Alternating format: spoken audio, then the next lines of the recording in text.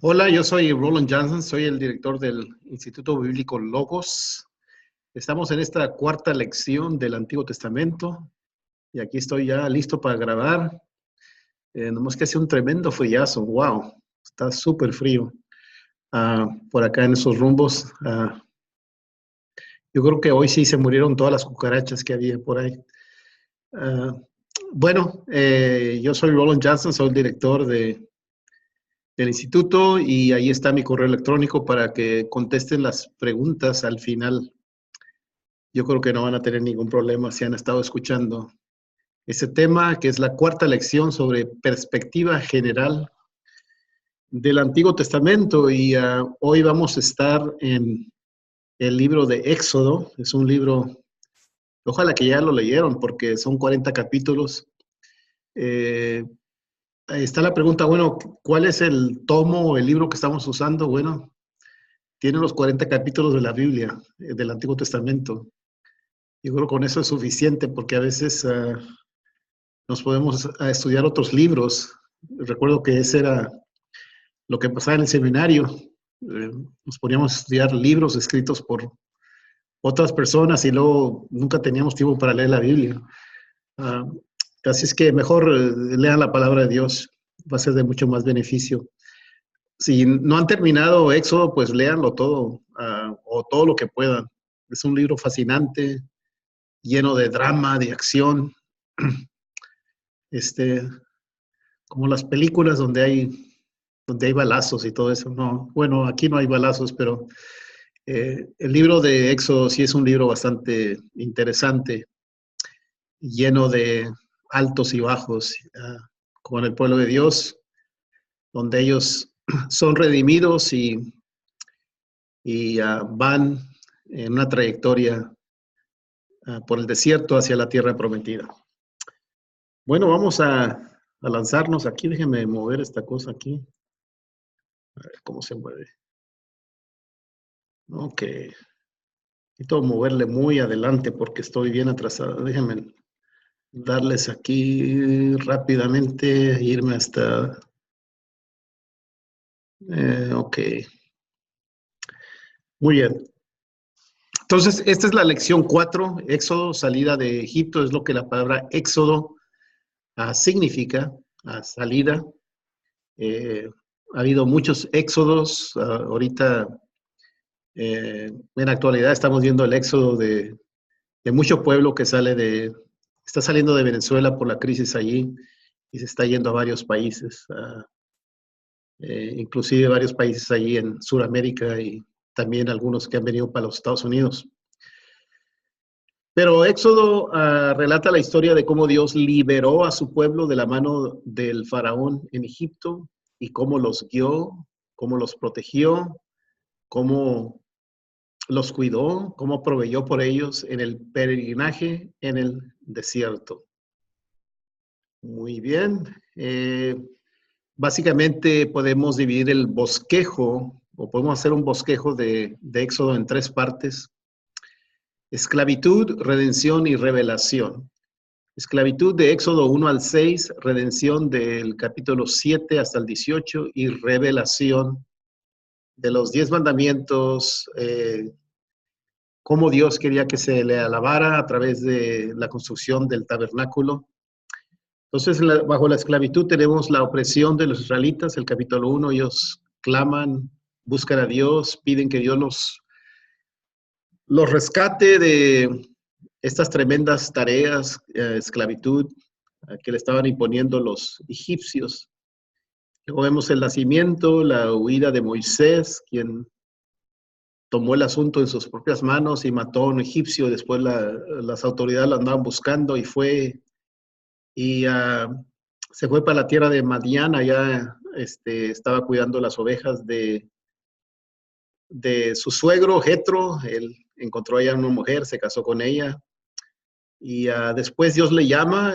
Tenemos el llamamiento de Moisés, capítulos 3 y 4 de Éxodo. Y lo particular, lo singular es la experiencia con la zarza ardiente, donde Dios lo comisiona para ser el caudillo, para ser el libertador de Israel. Luego Dios promete librar a su pueblo, 5 y 6. Y luego tenemos Bueno, la resistencia por parte del faraón, vemos ahí bajo la parte del medio, habla de redención del capítulo 7 al 18, la resistencia por parte del faraón, muy renuente, y Dios tuvo que enviar 10 plagas como castigo. Y luego después la última fue la muerte del primogénito. Vemos que el pueblo de Dios fue salvo porque pusieron, según las instrucciones de Dios, la sangre en los postes de su casa, y vemos la institución de la Pascua en el capítulo 12, la liberación de Israel, el cruce por el Mar Rojo donde Dios abrió las aguas y el pueblo de Dios pasó en seco, pero el ejército del faraón y sus caballos quedaron hundidos cuando las aguas se cerraron. Tenemos el viaje a Sinaí, que quisiera decir que, déjenme ver si lo puedo encontrar aquí. Ellos no tomaron la ruta más directa, como ven por la flecha amarilla donde dice allí 12 spies. Bueno, ellos podían haber seguido directamente en una ruta muy directa hacia la tierra prometida, pero Dios no les permitió que se fueran por ese camino porque pues ahí está la media luna fuerte, está muy poblado, había tal vez muchos ejércitos que podían resistir el movimiento de Israel. Dios los mandó por el desierto, pero allí ellos pasaron por unas experiencias donde dudaron de la provisión de Dios, y esa generación, toda esa generación que salió de allí, dieron vuelta en el desierto 40 años hasta por fin llegar a la segunda generación de ellos, llegó a la tierra de Canaán. Muy bien, entonces tenemos redención y luego revelación, los 10 mandamientos, el libro del pacto, la confirmación del pacto, y luego lo que abarca más terreno en el libro de Éxodo es la construcción del tabernáculo según el modelo que Dios les dio a Moisés, instrucciones muy específicas de cómo construir el tabernáculo. Muy bien, pasajes claves en Éxodo. Número 1, desarrollo de la nación hebrea en Egipto. Número 3, ahí está el llamamiento de Moisés, la experiencia de la zarza ardiente, esa zarza que ardía y no se consumía. El capítulo 12, institución de la Pascua, muerte de los primogénitos en Egipto. 14, el paso del Mar Rojo, fue algo muy espectacular lo que Dios hizo allí. Y luego la provisión del maná en el desierto, un pan que Dios enviaba todos los días. Luego después, más adelante, les envió carne en forma de codornices. Y luego el capítulo 20 también es muy importante, los 10 mandamientos que existen hasta el día de hoy. Y luego el 24, el pacto de Sinaí es confirmado. Vemos allí cómo el pueblo de Dios cayó en idolatría con el becerro de oro que construyeron. Y luego 40 se finaliza la construcción del tabernáculo y la gloria de Dios lo llena. Recuerden que Dios quería que se construyera un tabernáculo porque Dios siempre ha querido morar con su pueblo. Dios ha querido estar cerca de su pueblo. Aún en el jardín de Edén dice que Dios caminaba con Adán en el huerto. Y Dios siempre ha querido morar cerca de su pueblo, y lo vemos en esa construcción de podríamos decir que es un santuario móvil, porque ellos lo podían, según iban marchando por el desierto, lo podían desmantelar y se lo podían llevar y luego sentarlo otra vez de nuevo en el desierto. Así es que era un santuario móvil. Y vemos que allí se finaliza la construcción del tabernáculo y la gloria de Dios lo llena. Muy bien, ya hemos hablado de la ruta del Éxodo. Es algo interesante cómo los 10 mandamientos son confirmados en el Nuevo Testamento, así es que no estamos hablando de leyes anticuadas, sino Jesús mismo dijo que Él no vino para abrogar o quitar el Antiguo Testamento, y vemos allí la confirmación de todo lo que Jesús dice tocante los 10 mandamientos. Por ejemplo, Éxodo 23 dice, no tendrás dioses ajenos delante de mí. Y se confirma en Mateo 4:10, donde dice, al Señor tu Dios adorarás y a Él solo servirás. Éxodo 24, no te harás imágenes. Lucas 16:13, ningún siervo puede servir a dos señores. Éxodo 27, no tomarás el nombre de Jehová tu Dios en vano. Se confirma, pero yo os digo, no jureréis de ninguna manera ni por el cielo, porque es el trono de Dios. Éxodo 28, acuérdate el día de reposo para santificarlo, no hagas en él obra alguna. Y luego Marcos 2, 27 al 28, el día de reposo fue hecho por causa del hombre y no el hombre por causa del día de reposo. Por lo tanto, el Hijo del Hombre es el Señor aún del día de reposo. Éxodo 20, 12, honra a tu padre y a tu madre. Mateo 20, 37, el que ama a padre o madre más que a mí no es digno de mí. Y allí podemos continuar con todo el resto. Es más, yo creo que Jesús elevó el estandarte de los 10 mandamientos porque dijo que el matar incluye ver a una persona con enojo y el cometer adulterio incluye mirar a una mujer para codiciarla. Bueno, hay muchos temas que podemos estudiar en Éxodo, pero yo he escogido nomás 2 temas que creo que son importantes. Ese tema es algo que ha formado mi ministerio y yo prefiero creer que yo soy un líder encarnacional. Y para mí, Jesús y Moisés son 2 líderes que están en ese molde de un líder encarnacional. No se oye mucho en los círculos cristianos de el liderazgo encarnacional, pero yo creo que está en la palabra de Dios. Dice en Hebreos 11, 23 al 26, dice, por la fe Moisés cuando nació fue escondido por sus padres por 3 meses, porque le dieron niño hermoso, y no temieron el decreto del rey. Por la fe Moisés, hecho ya grande, rehusó llamarse hijo de la hija del faraón, escogiendo antes ser maltratado con el pueblo de Dios que gozar de los deleites temporales del pecado, teniendo por mayores riquezas el vituperio de Cristo que los tesoros de los egipcios, porque tenía puesta la mirada en el galardón. Así es que habla de Moisés, que como ustedes saben fue criado, fue adoptado por la hija del faraón. Ella lo recogió en el río, lo vio como un niño muy hermoso, se lo llevó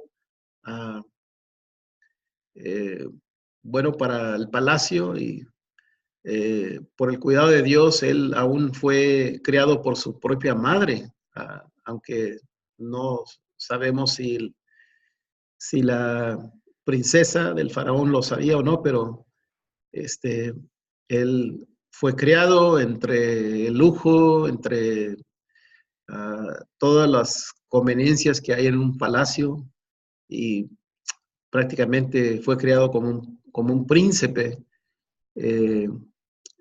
Fue educado en la cultura de los hebreos, de los egipcios. Tal vez lo vistieron como un egipcio, le raparon su cabeza, le depilaron sus cejas y le pusieron vestuario egipcio, pero dentro de su corazón, él tenía un grande amor por su propio pueblo y dice que ya hecho ya grande, él rehusó esa cultura hebrea, toda la educación, dije cultura hebrea, toda esa cultura egipcia y él rechazó toda su crianza como un egipcio, toda la educación, la cultura egipcia, y entonces él se quiso identificar, o más bien dicho, se identificó con el pueblo de Dios. escogiendo antes ser maltratado con el pueblo de Dios que gozar de los deleites temporales del pecado. Él creció entre la riqueza, entre la opulencia. Ajá. Aquellos que creen en la teología de la liberación, yo no creo en todos los aspectos de la teología de liberación, pero sí creo en esto, de lo que ellos dicen que cuando Dios escogió a Moisés para ser el líder y el caudillo del pueblo de Dios, que él no solamente fue un instrumento de Dios para salvar al pueblo de las garras y de la opresión del faraón, sino que él también se salvó él mismo. Y yo digo que sí, en cierta razón se salvó porque se salvó de la opulencia, de la riqueza que él disfrutaba siendo parte de la cultura egipcia, viviendo en un palacio rodeado de toda clase de cosas materiales. Dios lo salvó de todo eso para identificarse con el pueblo de Dios. Y entonces Moisés fue un líder que se encarnó, es un líder encarnacional. Él vivió entre su pueblo, rechazó la cultura egipcia para vivir con el pueblo de Dios, identificarse con el pueblo de Dios y pelear y abogar a favor del pueblo de Dios. Bueno, hay diferentes tipos de liderazgo.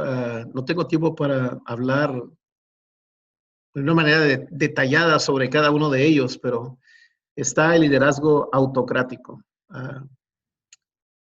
Pienso yo que ahorita en los Estados Unidos tenemos un líder autocrático. Líder autocrático es uno que no le gusta escuchar las opiniones de personas que lo rodean. Él, según él o ella, tienen la última palabra. Lo que ellos dicen se hace. Si te dicen, ok, salta para arriba, tú debes de preguntar, bueno, ¿qué tan alto debo de saltar? Entonces, ellos son los meros, es decir, los que tienen toda la autoridad y los que tienen la última palabra en todo. Luego están los líderes carismáticos, son aquellos líderes que tienen mucha carisma, la gente los admira, los aprecia, y es esa carisma que con eso gobiernan el pueblo. Luego está el líder participativo, que es uno que quiere escuchar las opiniones de la gente que él está guiando, y le gustan los comités, le gustan los votos, la democracia, participativo. Está el líder situacional, que es un líder que, bueno, depende la situación, depende cuál sea la situación que se presenta. Si necesita que ser firme, pues es firme. Si necesita que buscar un convenio, pues él busca un convenio. Es decir, él es un líder según la situación del momento. Luego, un líder transaccional son los líderes que vemos en las empresas. Por ejemplo, en una fábrica. Tú vas a trabajar en una fábrica y tú haces un trato con ese líder, ese mayordomo que tienes ahí. Yo trabajo por ti 40 horas esta semana, tú me pagas tanto. Es decir, a cambio de mi trabajo, tú me vas a pagar cierto sueldo. Es decir, es un líder donde él te da algo y tú le das algo también a él o a ella.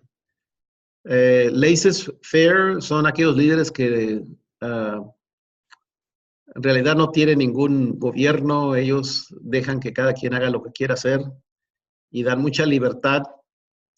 Y a veces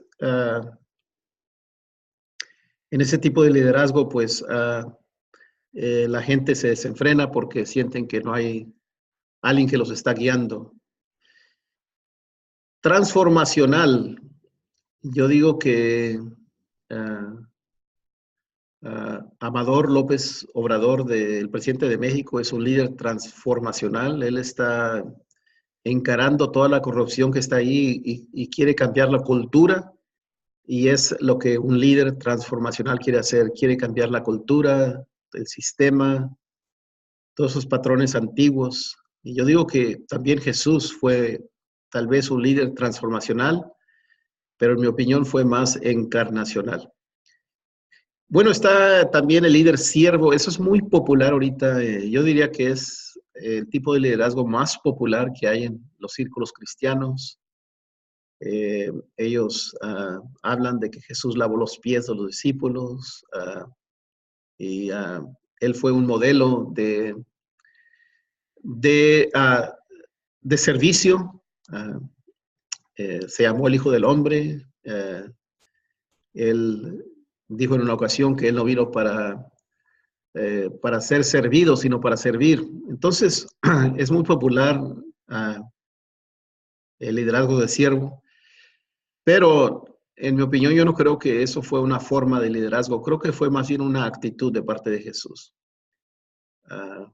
porque ciertamente no era un líder siervo cuando sacó afuera a todos los que estaban aprovechándose ahí en el templo, los que cambiaban el dinero, los echó fuera esos oportunistas que estaban ahí nomás para hacer dinero. Todos los campistas que estaban ahí los sacó fuera y en ese momento no fue un líder siervo, que digamos, sino un líder que se puso bastante firme, quería transformar esa cultura donde se aprovechaban de la gente.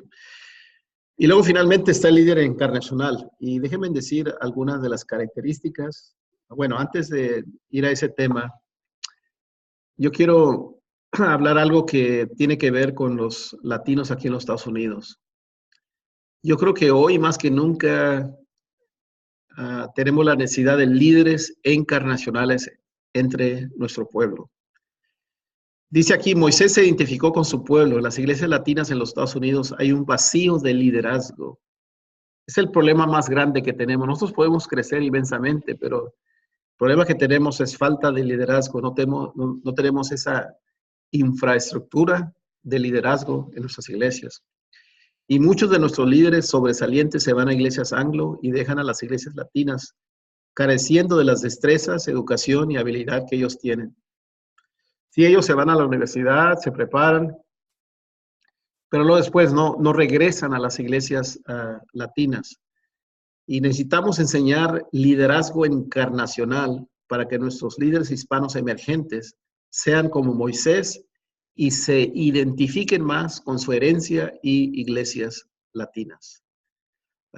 Estamos viendo demasiada asimilación a la cultura anglo y entonces muchos no se quedan eh, en nuestras iglesias que nosotros necesitamos el liderazgo de ellos, necesitamos su influencia, necesitamos su educación, su preparación, necesitamos su dinero también, pero se van a iglesias donde pues ahí les dan Starbucks, ahí tienen clases de yoga, tienen clases de zumba, tienen un gimnasio donde pueden jugar baloncesto, les sirven café Starbucks y todo eso. Y para los niños tienen como un tipo Chuck E. Cheese, ¿no? Para entretenerlos mientras ellos están en el culto. Bueno, nuestras iglesias latinas carecen de esos recursos, perdón, y no podemos proveer todo eso. Pero sí necesitamos esos líderes. Necesitamos líderes encarnacionales. Necesitamos que entrenarles cómo ser encarnacional. En otras palabras, los latinos tienen que alcanzar a los latinos. Entonces, un líder encarnacional, en primer lugar, se identifica con su gente. Déjenme leer un pasaje aquí en Juan.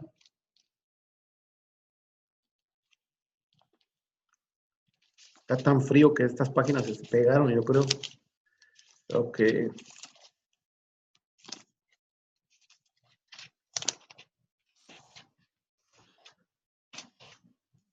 Ok, ya lo encontré. Dice, aquel verbo fue hecho carne y habitó entre nosotros y vimos su gloria, gloria como el unigénito del Padre, lleno de gracia y de verdad. Así es que Jesús dejó la gloria del cielo, dejó su mansión celestial para venir a nacer en un establo y él se hizo hombre y caminó y vivió entre nosotros, se identificó con gente pecadora. No, él no era pecador, pero él se identificó con la gente que él quería salvar. Entonces él habitó entre nosotros, como dice Juan de una manera elocuente, dice el verbo, aquel verbo, ese ser divino se hizo carne y habitó entre nosotros y vimos su gloria, gloria como la del único del Padre. Entonces, déjenme dar un par de ilustraciones para que puedan ver esto. Espero que lo puedan ver más claro. Hace algunos años atrás, había aquí en la área de Dallas-Fort Worth, en el pueblo de Farmers Branch, había una obra muy creciente. Tenían mucha gente en ese entonces. Esta iglesia se llamaba Word of Faith Church, estaba situada no en un barrio de gente rica, sino yo diría que los que están alrededor de ese templo en ese entonces era gente de media clase o hacia abajo. Creo que hoy hay más gente pobre ahí alrededor. Entonces ahí cerca de una vía, una carretera muy importante, se construyó este templo enorme. Era una iglesia que creía en la prosperidad, en la sanidad, todo ese tipo de cosas. Y yo creo que el pastor en realidad no se identificó, el pastor Robert Tilton no se identificó con la gente alrededor de su comunidad. Él, es más, no vivía allí. Él vivía en una mansión allá en San Diego, California, que está que 2,000 millas de aquí de Dallas-Fort Worth. Y allí vivía en una mansión cerca del mar. Y entonces él llegaba el domingo por la mañana y luego salía en un avión el día siguiente o ese mismo día. Entonces él nunca se identificó con esa comunidad. Bueno, pasaron muchas cosas, es una historia bien larga, pero ya esa iglesia no existe. Es un salón de eventos para eventos sociales donde ahí se sirve licor y todo ese tipo de cosas. Se tiene bailes. Ya no es un templo. Fue comprado por la ciudad de Farmers Branch. Y yo diría que la historia de esta iglesia hubiera sido muy diferente si él se hubiera enfocado y se hubiera identificado con la gente a quien servía alrededor de él. Muy bien. También tengo otro relato de Phil Rizzuto. Su nombre Phil y luego Rizzuto es R-H-I-Z-U-U. No, U, nomás una U, y luego doble T, y luego Phil Rizzuto. Él era un anunciador en la radio por el equipo de béisbol de los Yankees de Nueva York. Y resulta que en una ocasión él se llevó al que era en ese entonces el entrenador de los Yankees de Nueva York, del equipo de béisbol de los Yankees de Nueva York. Se lo llevó para allá, para mero arriba, donde estaba la cabina donde él anunciaba los partidos de béisbol. Y estaban hablando, conversando del tema de béisbol, los jugadores y todo eso, y luego Phil Rizzuto le dijo a Joe Torre, dijo, ¿no sería magnífico porque el panorama que se miraba hacia abajo era fantástico, ¿no? Se podía ver todo el campo de béisbol. Y le dijo a Phil Rizzuto, a Joe Torre, dice, ¿no sería magnífico si mejor manejas el equipo de los Yankees de acá de arriba tienes una vista mejor. Y entonces dijo, sí, pero yo nunca lo haría, porque yo prefiero estar allá abajo, en la caseta, donde están mis jugadores.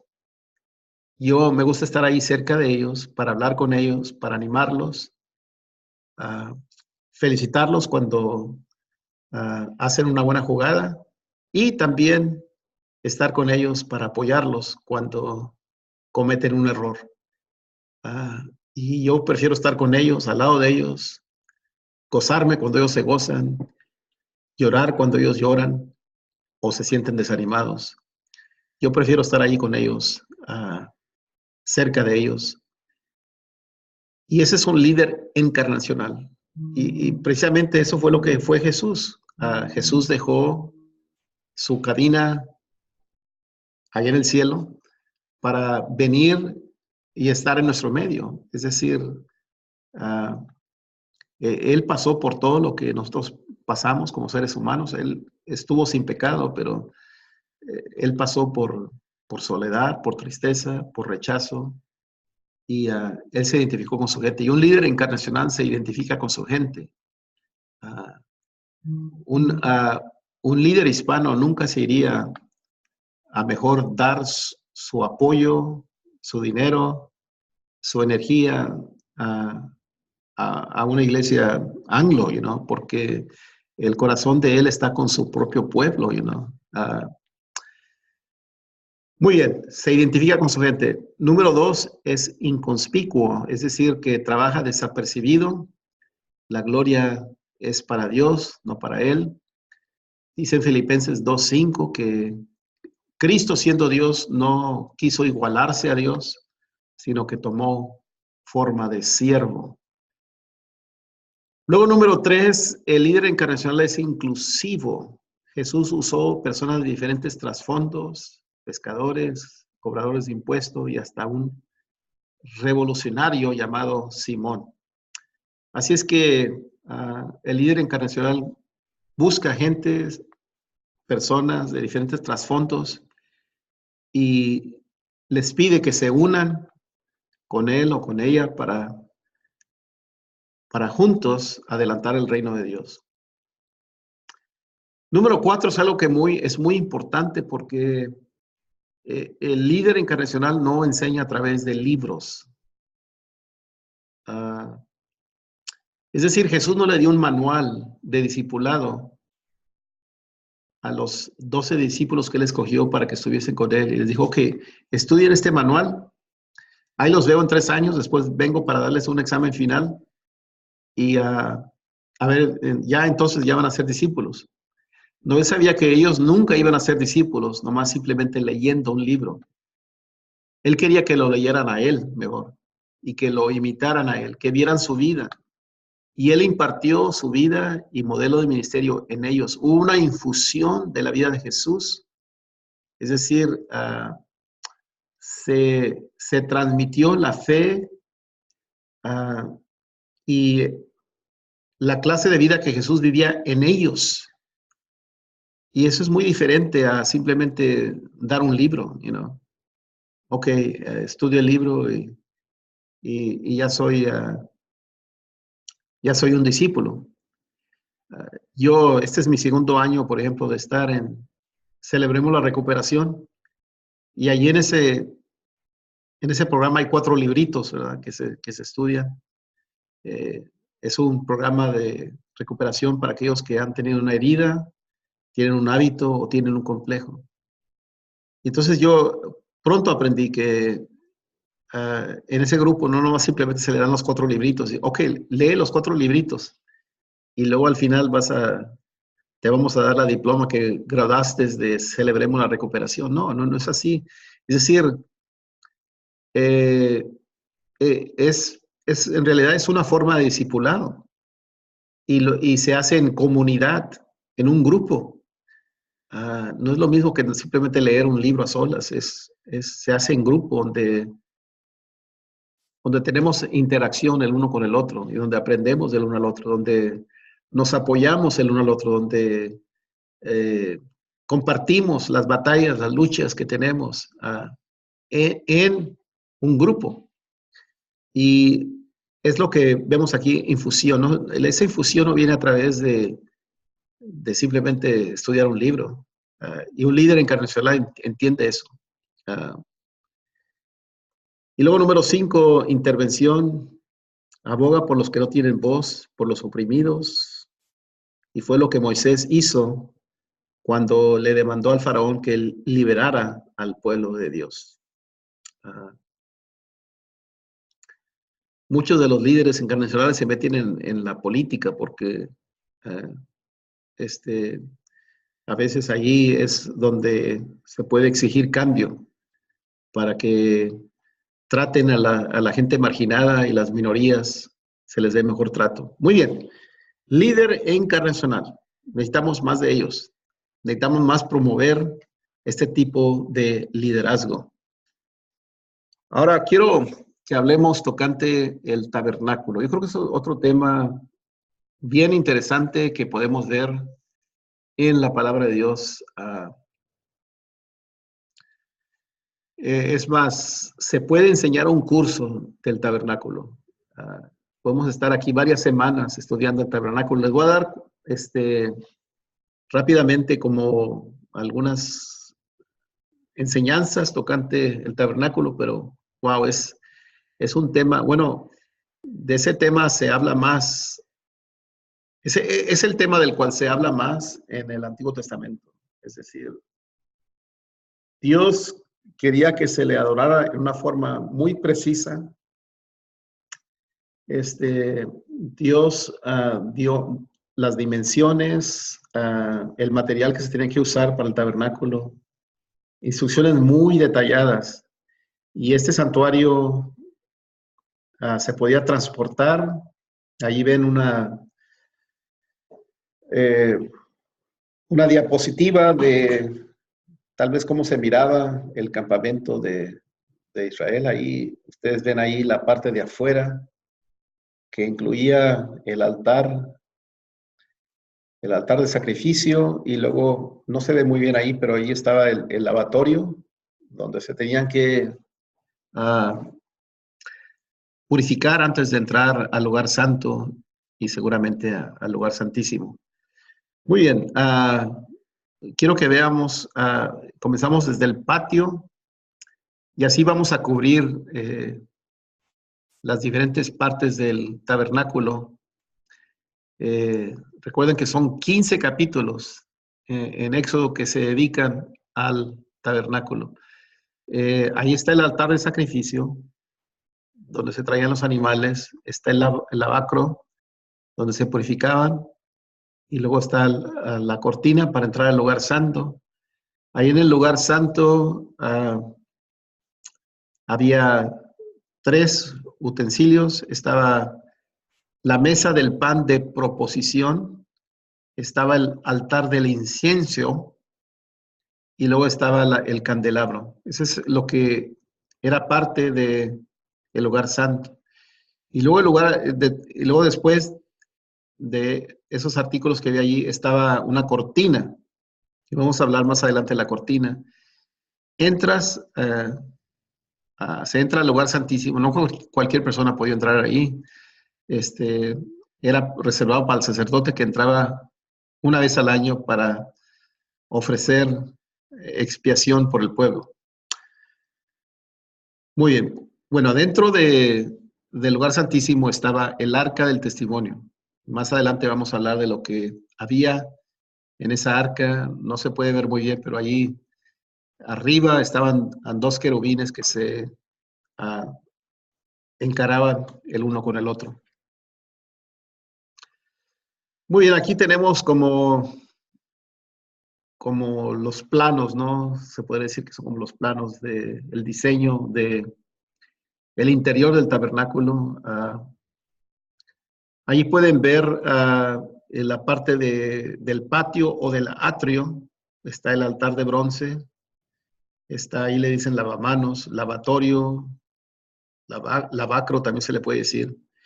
Y está luego el lugar santo que tenía el candelabro, el altar de oro y la mesa y los panes. Y luego entrando a la parte más interior está el arca del pacto, el lugar santísimo, y allí vemos los artículos que había en esa arca, el maná, la vara de Aarón que reverdecía o retoñaba, y las tablas del pacto. Y todo este tabernáculo es un símbolo de Jesús.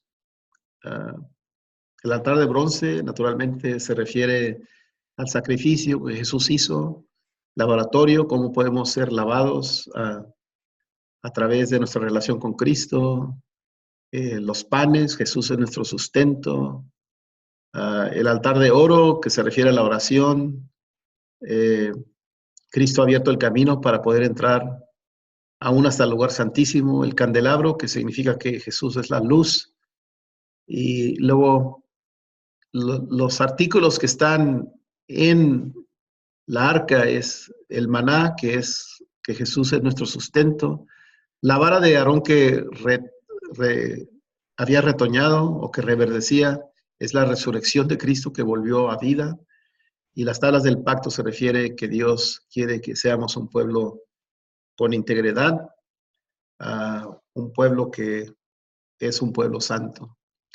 Muy bien, ahí está otra vez otra figura, el atrio, el lugar santo y el lugar santísimo. Ahí está la cobertura más bien dicho, del tabernáculo, pieles de tejones, de carnero. Y vemos la cobertura ahí. Aquí tenemos cómo estaban las cuerdas y las estacas. Dios precisó cómo se debía hacer todo. Las basas eran de plata. Y aquí tenemos otra figura. Hebreos 8:5 dice, estos sacerdotes sirven en un santuario que es copia y sombra de lo que hay en el cielo. Por eso Dios dijo a Moisés cuando iba a levantar el santuario, haz todas las cosas conforme al modelo que te fue mostrado en el monte. Tenemos el atrio, el lugar santo y el lugar santísimo. Altar de sacrificio, ahí se traían los animales para ofrecerlos como sacrificio. Dice en Hebreos 9:14, mucho más la sangre de Cristo, quien por el Espíritu eterno se ofreció a sí mismo sin mancha a Dios, purificará vuestra conciencia de las obras que llevan a muerte para que sirváis al Dios vivo. Estas palabras, yo creo que Hebreos menciona eso de que no fue tanto la sangre de los toros o los becerros que limpiaba el pecado, sino el concepto de que el inocente, el animal que traían, que no, no era culpable del pecado del pueblo, lo traían, el inocente moría por el culpable, y naturalmente tenemos a Cristo que llegó a ser el Cordero de Dios que quita todo el pecado del mundo.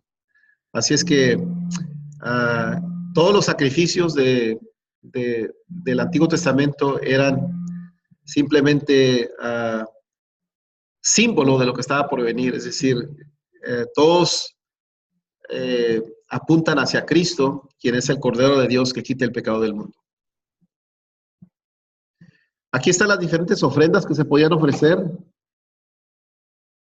Se podían ofrecer cordero, y ahí están los pasajes bíblicos que hablan de todo eso.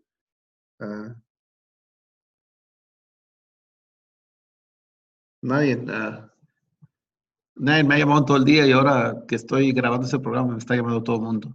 Muy bien, las ofrendas, el cordero, novillos, ahí están los pasajes alusivos. Para gente pobre, la paloma, cabrito, todo, un buey también. Es decir, cuando traían el animal, era todo el animal que se ofrecía en el altar y se consumía en el altar. Becerros, y luego vemos ahí otra figura del altar.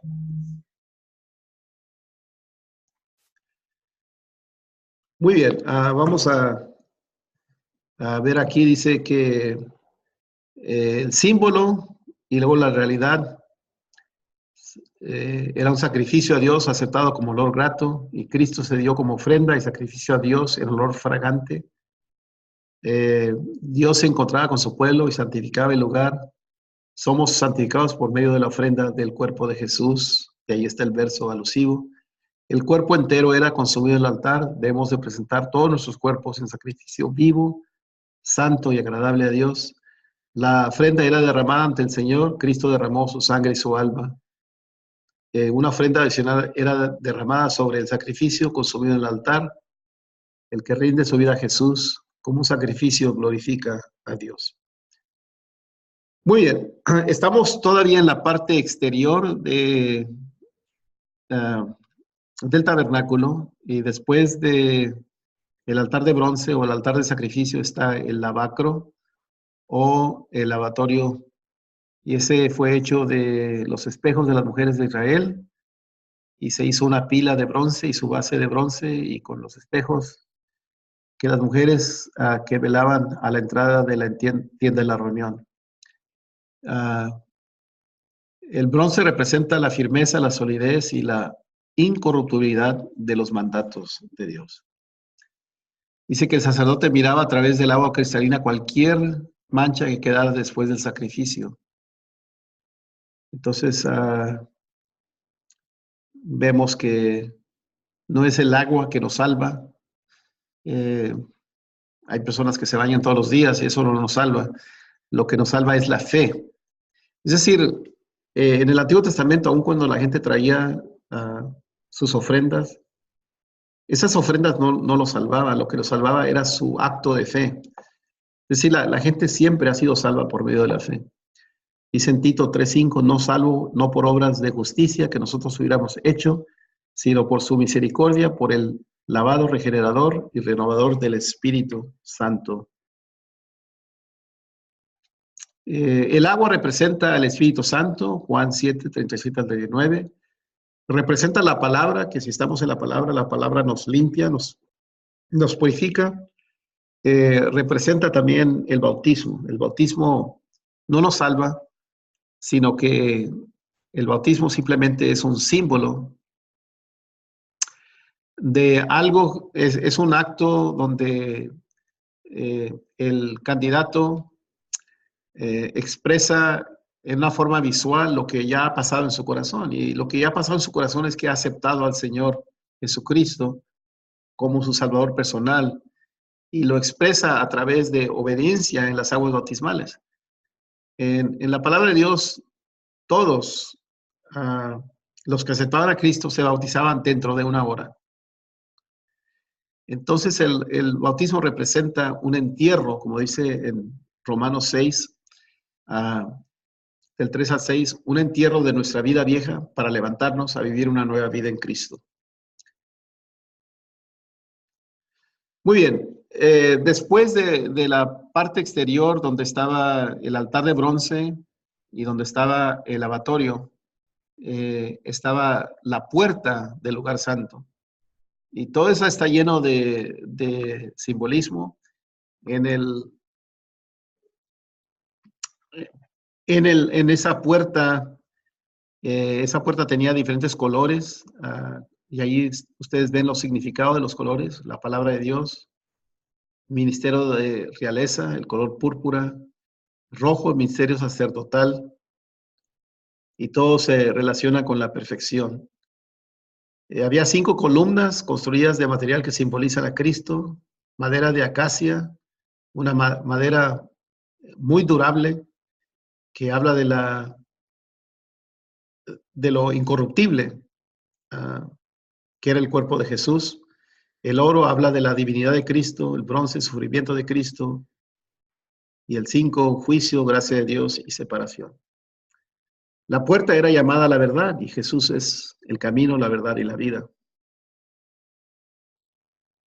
Muy bien, vamos ahora a entrar adentro del lugar santo. No es el lugar santísimo, sino es el lugar santo. Ahí ven que estaba una mesa con los panes de la proposición. Los platos eran oro puro, las cucharas oro puro, las cubiertas oro puro, los tazones oro puro. Los panes eran 12, cada uno hecho de 4 litros de flor de harina, sobre cual cada hilera se colocaban los vasos del incienso. Y esto habla de que Jesús es nuestro sustento, habla de la suficiencia de Cristo para llenar toda necesidad que tenemos. Jesús dijo, yo soy el pan de vida, el que viene a mí nunca tendrá hambre, el que cree en mí no tendrá sed jamás. Y luego allí vemos otro pasaje, dice, yo soy el pan de vida. Y eso ahora, esta mesa del pan de proposición ahora pues está reflejado en la iglesia, donde nosotros nos sentamos en la mesa de comunión para celebrar la muerte del Señor y el sacrificio que Él hizo por nosotros. El pan que usamos refleja el cuerpo que fue partido, y el jugo de la vid que usamos nos habla de que fuimos comprados no con cosas corruptibles como el oro y la plata, sino con la sangre preciosa de Cristo Jesús. Entonces ahí habla de la comunión. Ahora bien, recordar que una mesa es un lugar de comunión donde el hambre de pan queda satisfecha. Esto representa el alimento espiritual que Cristo nos da, el cual se renueva constantemente, así como los panes de la mesa del santuario se renovaban cada semana, según ya se señaló. El número de panes 12 nos puede hablar de los 12 tribus, pero aquí parece indicar que es un número completo, que para significar que hay alimento suficiente para todos. Y luego también en el lugar santo estaba el candelabro de oro, que nos habla de que Jesús es la luz del mundo. Estaba hecho de oro puro, labrado a martillo.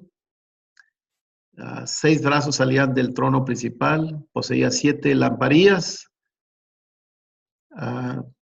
Todo eso de oro puro. También tenía representadas manzanas y flores. El aceite de alumbrado era puro, de olivas machacadas, y las lámparas debían de arder continuamente. Y nos habla de que Jesús es la luz eterna que brilla para toda la eternidad. Bueno, adentro también, creo que en el medio estaba el altar del incienso, y ahí vemos el pasaje alusivo a esto. Era de madera de acacia. Ya hemos dicho que es una madera muy durable, muy resistente, no se pudre. Representa la humanidad de Cristo, su cuerpo incorruptible, su perfección. El oro representa la divinidad de Cristo. Los cuernos, la figura del poder de la oración. Ahí están las medidas y todo eso. Noten las varas que están. Se ven esas varas en el altar de bronce y también en este altar.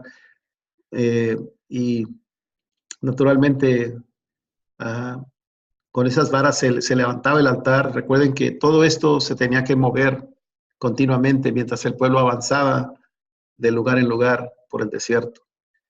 Pero el altar de incienso es una figura de oración, y detrás de ese altar estaba el velo para entrar al lugar santísimo, y ese velo, cuando Cristo murió en la cruz, ese velo fue roto, y ahora podemos nosotros entrar en comunión, estar cerca en ese lugar santísimo con el Padre Celestial a través de la oración. El altar de incienso es un altar que nos habla de oración, y a eso se refiere. Muy bien. La cornisa es semejante a una corona. Esto habla de Jesús, es nuestro Rey sacerdote que vive eternamente intercediendo por nosotros. Los anillos, tenía los anillos que tenían las varas, hablan del amor, autoridad, la misericordia eterna de Dios sobre los hombres. Y luego está el velo que dividía el lugar santo y el lugar santísimo, sostenido por 4 columnas de madera de acacia con basas de plata y ganchos de oro. El sumo sacerdote entraba una vez cada 12 meses, una vez al año, con la sangre de la expiación y el incensario de oro. Y tenía querubines entretejidos como diseño y los colores cardeno, púrpura, carmesí y lino fino. Y ahí está una figura de el sacerdote, está ahí la mesa de los panes de proposición, está el candelabro de oro y está el altar de incienso. Eso es diferente al altar de bronce. El altar de bronce era para los sacrificios de animales y eso estaba afuera. Aquí se ofrecía incienso, que es simbólico de la oración. Muy bien, en Mateo 27:51 dice que aquí el velo del templo se rasgó en dos, de arriba abajo, y la tierra tembló y las rocas se partieron. Así es que ahora nosotros, en una manera figurativa, se puede decir que podemos entrar en el lugar santísimo, un lugar que antes nomás era reservado para el sumo sacerdote, pero ahora Cristo ya abrió el camino, se rompió el velo, eh, y ahora nosotros podemos entrar a ese lugar santísimo, entrar en esa íntima comunión con Dios.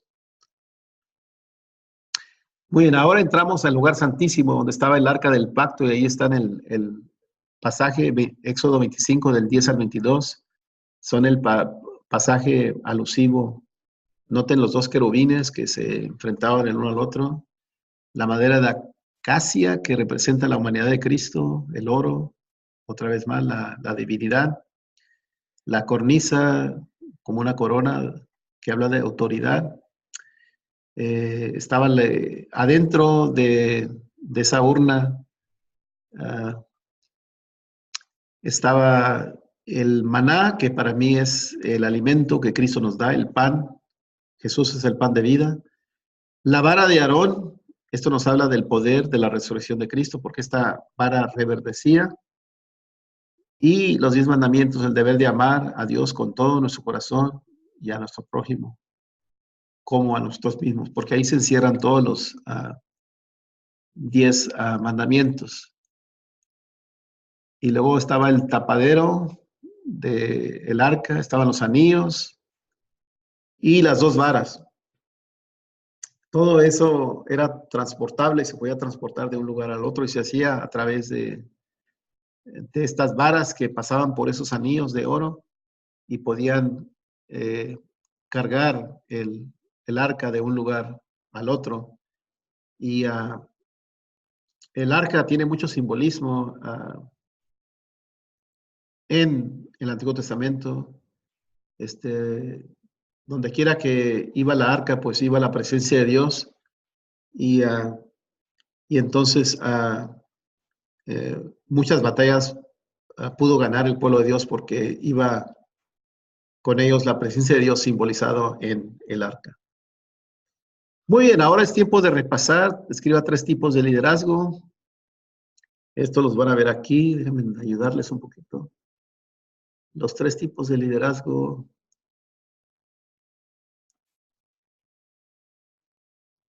Ahí está, ¿ok? 3 tipos de liderazgo. Y luego